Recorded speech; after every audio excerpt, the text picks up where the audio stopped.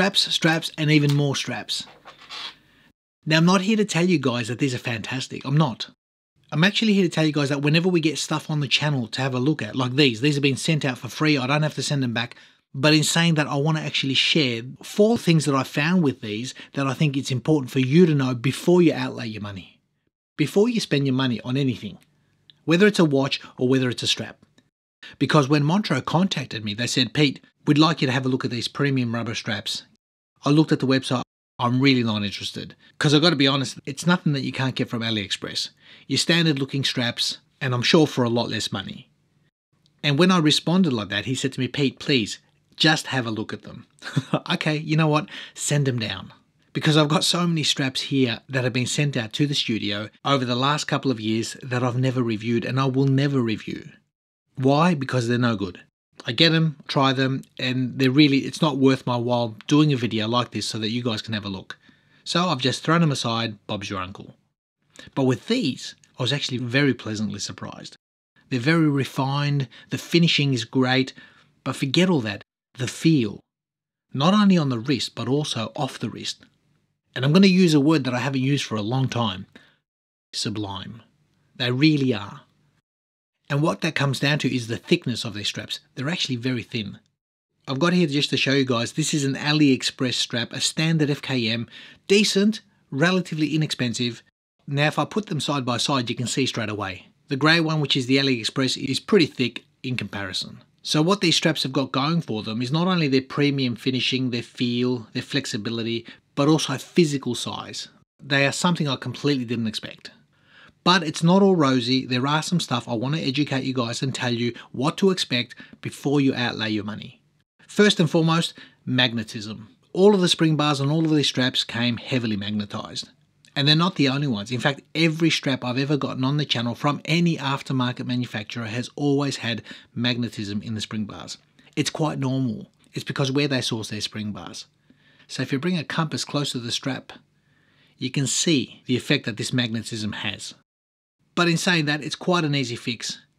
You bring in your demagnetizer, you spend a couple of seconds waving the actual strap over the demagnetizer, and away you go.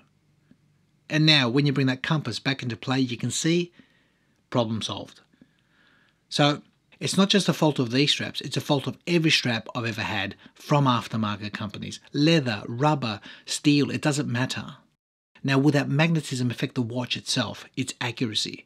I've had a few viewers actually comment on that exact topic and they've said, Pete, it's so negligible, it's not going to affect the watch's performance. But moving on, number 2, stability.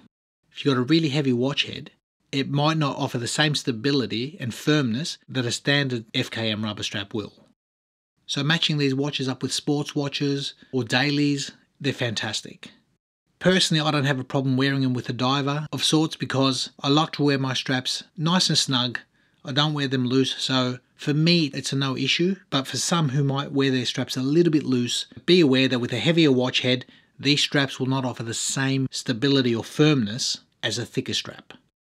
Now if I turn the strap over, you'll notice there's a subtle groove. It's ever so slight. Do they actually have breathability or do they sweat? And in my experience of wearing these straps, and any other rubber strap, they sweat. So you're going to get sweating problems, whether it's got grooves, whether it's got a slight channel, all rubber straps sweat. I've never found a rubber strap that does not. Some deal with it better than others, but they're all pretty much on par.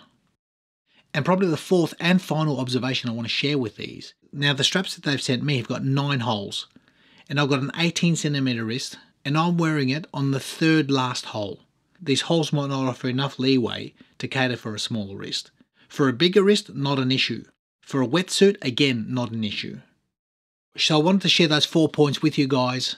These straps are exceptional. They are really good, but know this, you're not going to get the same stability that you are from a thicker strap, but you are going to get exceptional comfort.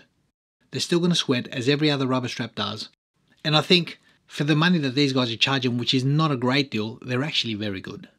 If I just look at their website, they just look like any other generic FKM rubber strap. There's so much more. So sharing my thoughts, a quick video, my take on these Montreux straps. Now to go and experiment with the rest of the watches in my collection, as it is summer here in Melbourne. Go out, enjoy the day and have some fun. Thanks for watching, and we'll see you in the next one.